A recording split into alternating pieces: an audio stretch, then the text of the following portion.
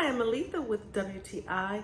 Being able to shoot great pictures with my camera and great videos is so important. That's why I use the SanDisk Extreme Pro.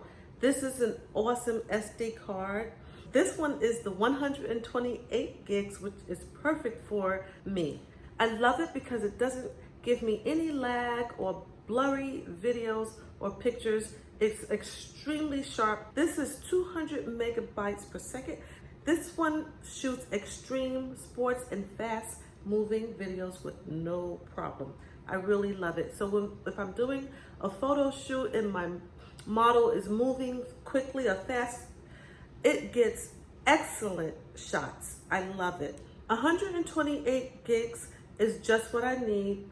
I love the fact that it has the lock, because when it's full, I lock it and I am the only one that can write over this SD card.